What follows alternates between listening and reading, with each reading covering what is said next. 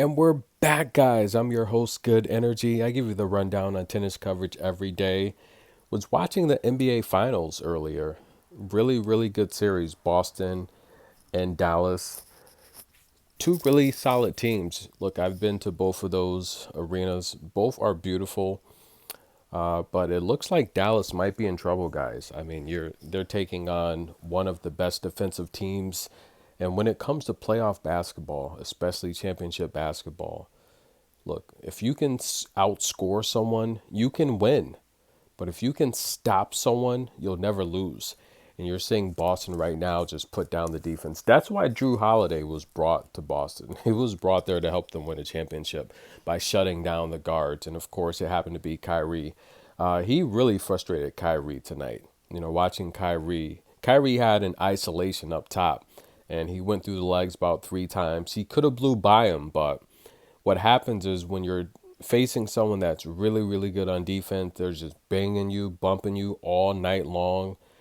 Once it gets late in the game, you're going to settle for jump shots because you're tired. It takes a lot of energy to keep blowing by someone. And Drew Holiday is very big. He's one of the best rebounding guards of all time. You know, he's really solid fundamentally.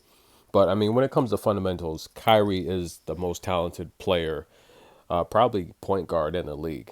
I mean, he's very talented with his ball handling, but Drew's just too big and physical. You know, Kyrie's pretty small. But yeah, it looks like Boston. I mean, it's been due. They've been talking about it for so long in the media, how Boston's underachieve, how Tatum's, when did he come in the league? 2018. So he's been in the league for 6 years, and they continuously say he's underachieving. So, and when I heard LeBron say Tatum literally is still like younger than he was before, I guess he made or won his ring or something like that. I knew Boston would be winning it this year, but it's not over. Still early in the series, but Boston's just got to win 2 out of the next 4. They should be able to do that. Let's take a look at Hertogenbosch, the draw here, guys. Now, the first day, I'll be honest, I probably won't cover this full draw because, it's not a slam or a master, but, I'm more interested in the big names in this draw. Take a look at the community. I asked you guys who do you think is going to win the tournament, and I do think one of those 4 will win the tournament. But let's take a look here. We have Greet Minen from the hard-hitting Belgium taking on Rebecca Masarova. Now, Greet is struggling, coming off a 50-win season. Both of these ladies made the U.S. Open last year, and Rebecca's a Spanish player, very, very good baseline game, and that might get her in trouble here, taking on Greet. In case you guys don't know, this is grass. Those drop shots, they don't bounce like that. That's why Ons does so well on grass. She hits her drop shot, it's not coming back. On grass, one of those drop shots will hit, and that's it. That's a point. I do think Greet is a really underrated player, but she's struggling right now. She really is. I mean, she is having a losing season. She does not look good, but this is the match where she could possibly get back on track. I think Greet overall is the better shot maker. I think Rebecca has the bigger serve. She might even have the bigger racket. I think that's fair to say. But I think Greet can stretch Rebecca. So I'll take Greet to win this match on the money line. Remember, guys, it's for entertainment purposes only. What you do is your decision. Vekic taking on Tamara Corpatch. Now, Vekic, look, she's powerful, guys. She's got a top-tier backhand. This is a match where I think Tamara, I love the way she moves. She's always fit. She can really cover ground. Vekic is seeded in this tournament. She's the 7th seed. So essentially, you would think this is an easier matchup, being ranked 39, taking on the world's ranked 74. But it's not. Even though Vekic owns a head-to-head, the last time they played went to a tiebreak, and that was on indoor hard. I do think Tamara could possibly make this interesting just by getting balls back. But nonetheless, I think Vekic will have too much firepower for Tamara. That's where she struggles. We've seen her play Osaka very competitively on the Australian leg of the tour earlier this year. And look, she won Romania last year as well. So Tamira's playing a lot better, but when it comes to grass, she's not good on grass. Now, Vekic isn't great on grass either, but she's got a little bit more experience. So we'll take Vekic to win this match. Elizabeth Manlick taking on Celine Naef from Switzerland. Now, we saw Jill Teichmann lose to Gormaz today. I knew that would happen. Not only did I think she was injured, but Jill's stamina is just, that's the one thing that plagues her. She's very fast and explosive, but her stamina. I mean, you take a look at like a lefty like Robin Montgomery, right?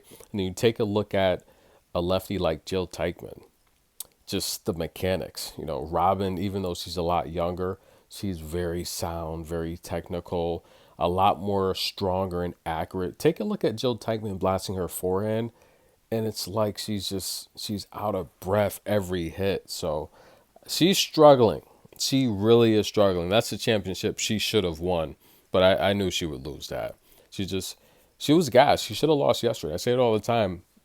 When you win a match you should have lost, you're normally going to be out the next round. So Iga's lucky because Osaka really, really had her number.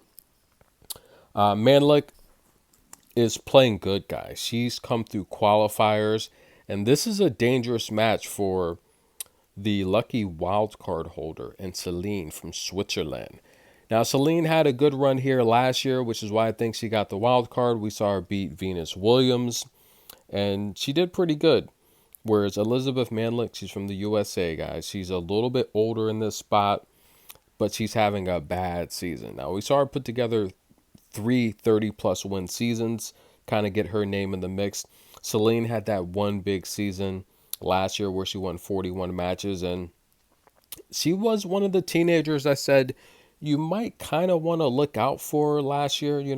Of course, she had that big impressive run here last year, beating Venus Williams. She said some sweet, classy things about Venus Williams in the interview. She's like, it was so surreal just playing my idol. I can't believe it. I'm so happy. I'll never forget this. And that was beautiful. That was good to see. She beat Venus, Kat McNally before losing to Veronika Kudermetova. Here's the thing with this matchup. Overall, I just think Manlick is a better tennis player. She's from the USA. When you come up in the USA, you're in these academies. I mean, you heard Osaka say it best about Coco. It's like, look, I've seen you practice every day so hard, and the fact that we're both here on tour, it's amazing. We both made it. That's what Osaka said to Coco. So that was beautiful. I just think, man, look, even though she's struggling, here's the key. Guys, she's come through qualifiers. She beat Amanda Anisimova and Samnez.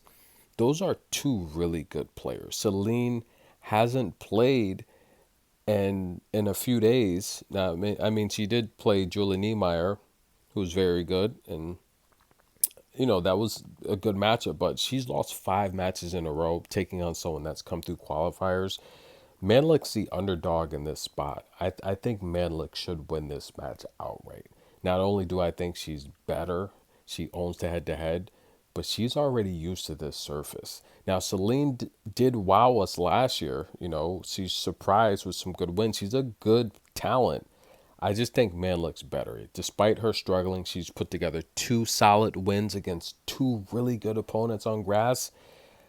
I don't think she chokes. Now, the crowd is going to be backing Celine, but I think Manlick will win. Next up is Pera taking on Susan Lammens.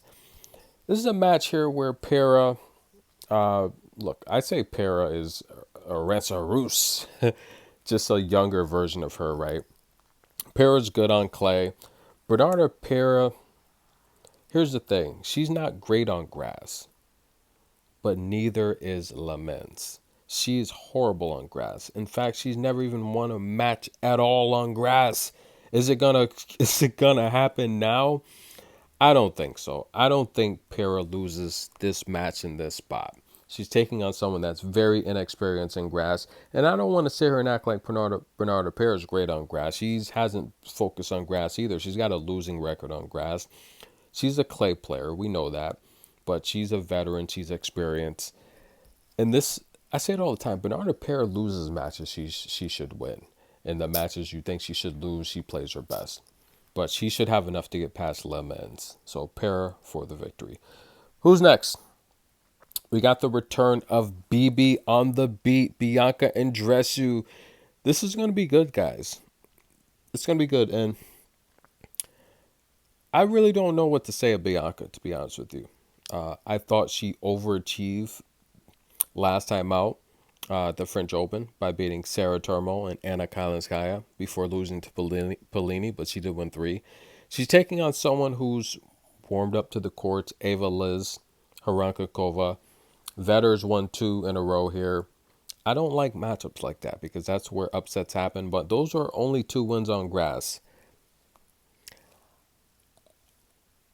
I say it all the time. And Vetter, she's had the 50-win season. She's looked good. I remember watching her in the ITF. I do watch the ITF a lot. And again, Sarah Saeto, I think that's the next coming of Emma Raducanu.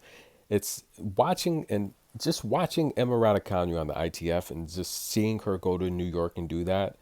It makes me just watch the ITF even more because I remember watching her play indoors and watching her play all these matches, and just I just remember thinking, wow, this girl's profile picture is just jacked up. No disrespect, but that's what I just remember just watching her play in the ITF. I'm like, she really needs a new profile picture. And to see her come in the US Open and win that, I'm like, the first thing I thought is like her profile picture. How I used to just say, oh my goodness, she's got to change that. Congratulations. We'll take BB to win that match. And the defending champion, Ekaterina, taking on Rodionova. Look, she started to make her comeback, excuse me. She looked really good the first leg of the tour in Australia, but she's kind of fizzled out. I mean, tennis is grueling. Once you start playing like this, a full schedule, you get injured. And I mean, she played over 100 matches last year. She's going to be game. And I think this is a dangerous matchup because I think she can have the stamina to frustrate Ekaterina, but I'm not going to fade the defending champ. She's one of the favorites to win it. That's the pick, guys. We're going to take Ekaterina. Enjoy the picks. We'll be right back. Like the video, show some love, hit the super thanks. See you soon.